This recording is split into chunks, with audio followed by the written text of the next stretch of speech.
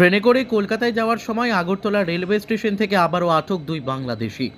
ভারত বাংলাদেশ ত্রিপুরার বিভিন্ন সীমান্ত দিয়ে অবৈধভাবে কাঁটাতার পেরিয়ে ভারতে প্রবেশ করছে বাংলাদেশিরা।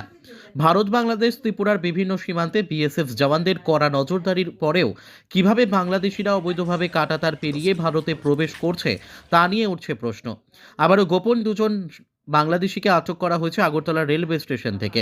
তারা অবৈধ উপায়ে বাংলাদেশ থেকে ভারতে প্রবেশ করে।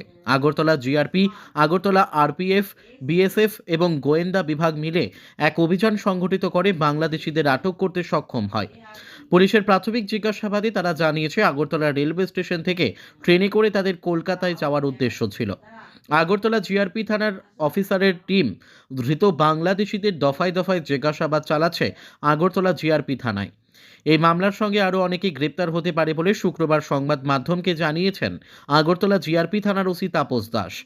এ নিয়ে আগরতলা জিআরপি থানায় ধৃত বাংলাদেশিদের বিরুদ্ধে একটি মামলা গ্রহণ করা হয়েছে এবং তাদেরকে পুলিশ রিমান্ডে চেয়ে আদালতে প্রেরণ করা হয়েছে।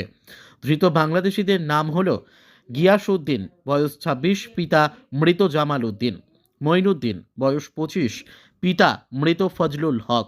তাদের উভয়ের বাড়ি বাংলাদেশের চট্টগ্রাম ভুইয়া গ্রামে। পোস্ট অফিস আবুরহাট, থানা মিরসরাই। ত্রিপুরা থেকে ক্যামেরায় গৌরাঙ্গ দাসের সাথে বিক্রম কর্মকারের report, crime press Bengal news.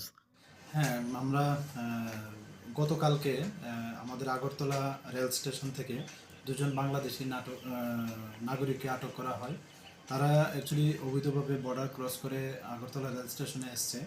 তো প্রাথমিক জিজ্ঞাসাবাদে তারা বলছেন যে তারা কলকাতা যাবেন।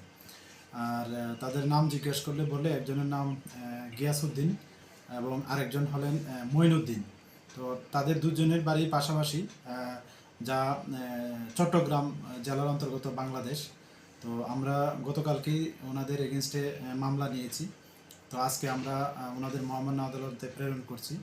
এবং হ্যাঁ, এটা ঠিক যে অবৈধভাবে বাংলাদেশি নাগরিক তারা আসছেন, এবং আপনাদের মাধ্যমে আমরা আগেও বলেছি যারা এরকম কাজে করছেন বা এরকম কাজে যুক্ত আছেন, আমরা অবশ্যই তাদেরকেও আইনের আওতায় আনব।